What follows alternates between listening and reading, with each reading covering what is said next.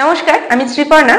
আজকে ওই যে বলেছিলাম আগের দিন যে রামধনুর ডেমো দেখিয়েছিলাম সেই সম্পর্কে আর কি কি প্রশ্ন ইন্টারভিউয়াররা করতে পারেন বা করে থাকেন এই ডেমোটির পরে চলুন দেখে নেওয়া যাক।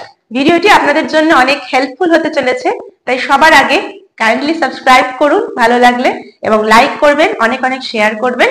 এবং চলুন ভিডিওটি শুরু করা যাক।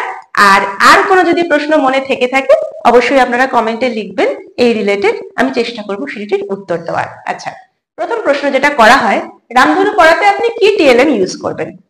এখন টিএলএম তো অনেক ধরনের হয়। আপনি প্রথমেই বলতে পারেন যে বাচ্চাদের ব্যাগে থাকা রং পেন্সিল গুলোকে আমি ইউজ করতে পারি। তারপরে আপনি বলতে পারেন যে বিভিন্ন রং নিয়ে বা রামধনু নিয়ে আমরা গান গাইতে পারি, বা বলতে পারেন আমরা ছবি আঁকতে পারি, ছবি দেখাতে পারি এনে, এবং কালারফুল মার্বেল পেপার বা আর্ট পেপার আমরা ইউজ করতে পারি। ঠিক আছে, এই ধরনের। আচ্ছা, নেক্সট হচ্ছে রামধনু কেন হয়। দেখুন, রামধনু কেন হয় সেটা শিশু উপযোগী উত্তর আমি ডেমোতেই দিয়েছি, কিন্তু আপনাকে যখন জিজ্ঞাসা করবে আলাদা করে তখন বলবেন তিনটি কারণে হয়। কি কি কারণ? এক তো আলোর প্রতিসরণ, দুই আলোর আভ্যন্তরীণ পূর্ণ প্রতিফলন, এবং তিন আলোর বিচ্ছুরণ। এবং বিষয়টা কি, তিনটে ব্যাপারটা কি একটু বুঝে নিন। এই হলো সূর্য, তাই তো? এখন এই যদি আমার ওই জলকণা হয়, জলকণা তো একটা কাঁচের ফাঁপা বলের মতো, তো এই সূর্যের থেকে আলোক রশ্মি যেই ধাক্কা দেয় গিয়ে, তখন এই বায়ু মাধ্যম থেকে আরেকটা মাধ্যমে টাচ হয়, এবং সে কি করে, প্রতিসরণ হয়। প্রতিসরণ মানে এক মাধ্যম থেকে অন্য মাধ্যমে ঢোকে, এবং ওর গতিপথটা কিন্তু বদলে যায়। দেখুন, এরকম যাচ্ছিল, হয়তো এরকম চলে যেত, কিন্তু এখন গতিপথ বদলে এদিকে গেছে।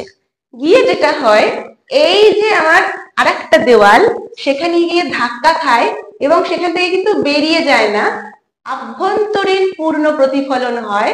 অর্থাৎ ভেতরেই আবার ফিরে এসে আরেকটা দেওয়ালে ধাক্কা খায়, ধাক্কা খেয়ে কি হয়, আবার একটা প্রতিসরণ হয়, মানে এই মাধ্যম থেকে বেরিয়ে আসে বাইরে, এবং শুধু বেরিয়েই আসে না, কি করে, অনেকগুলো রঙে ভেঙে যায় এবং বিভিন্ন কোণ করে। ঠিক আছে, এই যে একটা রং অনেকগুলো রঙে বেরিয়ে যাওয়া, এটাকে বলে বিচ্ছুরণ। তাহলে এই যে তিনটে স্টেপ আশা করি আপনাদের বোঝাতে পেরেছি। ছবিটা জাস্ট নর্মালি আঁকলাম, আঁকাটা একটু অন্যরকমই হয়, এদিকে সূর্য থাকলে এদিকে রামধনু হয়। আচ্ছা, নেক্সট হচ্ছে আপনাকে জিজ্ঞেস করে যে কোন আকাশে হয়।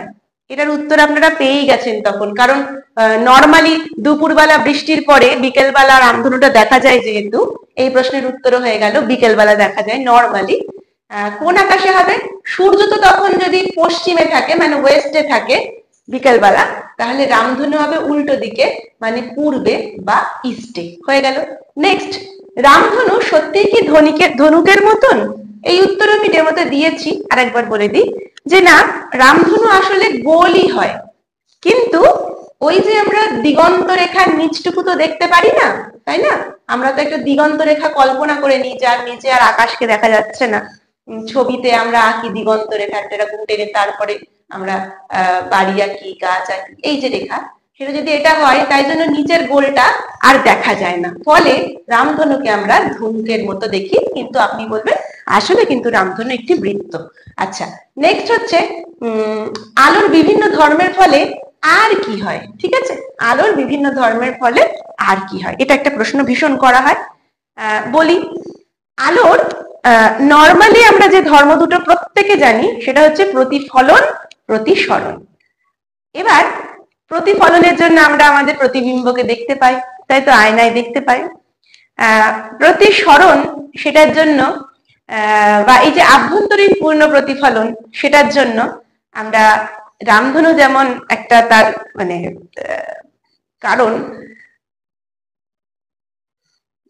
আভ্যন্তরীণ পূর্ণ প্রতিফলনের জন্য হচ্ছে আমরা মরীচিকা দেখতে পাই মরুভূমিতে। আর কি না, আমরা আলোর রামধনু যে তৈরি হচ্ছে, এটা হচ্ছে বিচ্ছুরণের জন্য হচ্ছে।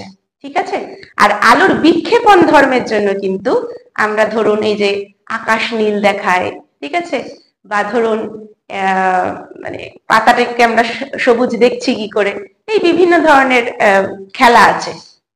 আর কি করা হয় না, আলোর ধর্মকে কাজে লাগিয়ে আমরা বিপদ সংকেত হিসাবে লাল রংকে ব্যবহার করি। কেন ব্যবহার করি সেটা পরে আসছি। আমরা গ্রিন সিগন্যাল ব্যবহার করি সিগন্যালিং এ, তাই তো? এইগুলো আপনি বলতে পারেন। আর কি না, কোন আলোর তরঙ্গ দৈর্ঘ্য বেশি, কোন আলোর তরঙ্গ দৈর্ঘ্য কম। তরঙ্গ দৈর্ঘ্য মানেটা একটু বলে নিই। ধরুন আপনি এরকম যদি তরঙ্গ আঁকেন, তাহলে এই যে একটি বারে ও যতটা দূরত্ব গেল সেটা হচ্ছে তরঙ্গ দৈর্ঘ্য। এবার এই যে তরঙ্গ দৈর্ঘ্য, সূর্যের সাদা আলো ভেঙে যে 7টা আলো হলো, সেই তরঙ্গ দৈর্ঘ্যের সব থেকে বেশি হচ্ছে রেড, মানে লাল আলোর তরঙ্গ দৈর্ঘ্য সব থেকে বেশি, এবং ভায়োলেটের সব থেকে কম। যেহেতু তরঙ্গ দৈর্ঘ্য লালের বেশি, তার মানে ও খুব কম সময়ে অনেকটা দূরত্ব যেতে পারবে। ঠিক এই কারণেই লাল রংকে বিপদ সংকেত হিসেবে ইউজ করা হয়, অর্থাৎ খুব তাড়াতাড়ি লাল রংটা যেহেতু অনেক দূর অব্দি যেতে পারে সেই কারণে। আচ্ছা, এরপরে হচ্ছে কোন আলোর প্রতিসরাঙ্ক সব থেকে বেশি এবং কম কাল। তরঙ্গ দৈর্ঘ্যের ঠিক উল্টো হয় প্রতিসরাঙ্ক। মনে রাখবেন যে লাল আলোর প্রতিসরাঙ্ক সব থেকে কম এবং ভায়োলেট বা বেগুনি রঙের আলোর প্রতিসরাঙ্ক কিন্তু সব থেকে বেশি। এই হলো মোটামুটি একটা ব্যাপার। সদ্বিম্ব, অসদ্বিম্ব, প্রতিফলনের সূত্র, স্নেলের সূত্র ইত্যাদি জিনিসগুলো আপনাকে কিন্তু ধরতেই পারে, বেসিক জিনিস ক্লাস 10-এর। এই আলো চ্যাপ্টারটার সম্পর্কে আপনার মিনিমাম ধারণা রাখা উচিত, ঠিক আছে? আর হচ্ছে কি না, আলো দিয়ে, টর্চ লাইটের আলো দিয়ে আপনি দিন রাত্রি দেখাতে পারেন, তাই তো? এরকম বিভিন্ন জিনিস যেটা একটা ডেমোর সাথে রিলেটেড, এগুলোকে ছক করে নিন, একটা ডায়েরিতে লিখে নিন এবং খুব ভালোভাবে প্রস্তুত হয়ে যান। Thank you. আজকের মতো এইটুকুই। ভিডিওটি ভালো লাগলে অবশ্যই লাইক করবেন, শেয়ার করবেন এবং চ্যানেলটিকে সাবস্ক্রাইব করবেন। Thank you.